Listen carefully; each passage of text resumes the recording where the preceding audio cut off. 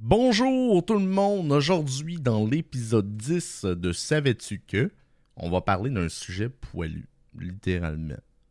On va jaser les assurances santé pour nos amis les animaux au Canada. Puis croyez-moi, c'est pas juste une histoire de chat et de chien. Imagine, t'as un perroquet qui se prend pour un acrobate puis qui se casse un aile, ou un lapin qui a mangé trop de carottes puis qui a besoin d'un dentiste. Ben oui, ça arrive. Puis aujourd'hui, on va explorer pourquoi c'est pas une lubie de propriétaire ultra protecteur, mais une vraie nécessité. Bon, avant de plonger dans le vif du sujet, faisons un petit retour en arrière.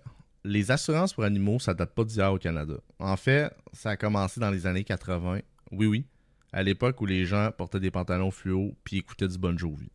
C'était vu comme un luxe, un truc de riche, mais avec le temps, les gens ont commencé à voir leurs animaux comme des membres de la famille. Puis j'en vois me dire le contraire ici. Puis on sait tous que la santé, ça coûte cher, même pour Médard ou Minou, ok? Là, je vous entends me dire pourquoi souscrire à une assurance. Ben, la vraie question, c'est ça. Hein? Pourquoi tu voudrais assurer ton animal? Premièrement, si ton chat décide de jouer à Tarzan et qu'il se casse une patte, ça va te coûter un bras, littéralement. Les frais vétérinaires peuvent être énormes. Deuxièmement, ça te donne la paix d'esprit. Tu as déjà assez de soucis avec ta job, tes factures, puis peut-être même tes enfants. Pas besoin de stresser pour la santé de ton animal en plus. Puis troisièmement, ça peut même couvrir des choses auxquelles tu n'aurais jamais pensé, genre de la physiothérapie pour chiens. Oui, ça existe. Bon, on sait maintenant pourquoi c'est une bonne idée, mais comment choisir la bonne assurance? Il y en a plus que de variétés de poutine au Québec.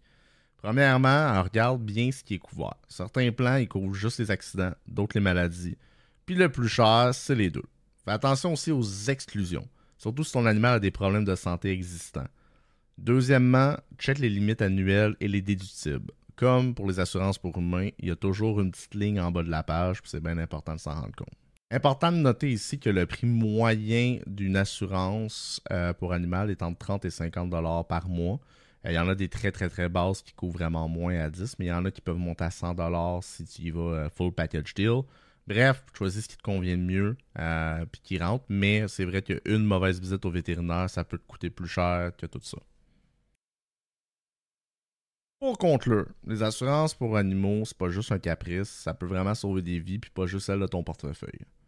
D'ailleurs, une anecdote, j'ai vu sur internet une facture d'un gars que son chien, c'est un labrador super cute, qui a avalé un jouet. Puis la facture de la chirurgie, c'était plus que 3000 $. Mais il y avait une assurance, fait que ça y a pas coûté 3000 balles. Je sais que c'est un cas extrême, ça arrive pas à tout le monde, mais un peu comme avec notre voiture, c'est pas tout le monde qui va avoir un accident, mais quand ça arrive, t'es content d'avoir une assurance. Donc, réfléchissez bien, votre animal, c'est plus qu'un compagnon, c'est pas un objet, c'est pas un bien, c'est un être vivant, c'est une partie de votre famille, donc vaut mieux prévenir que guérir. C'était un autre épisode de Savais-tu que, en formule très rapide, qui couvrait les assurances pour animaux. Bye bye là!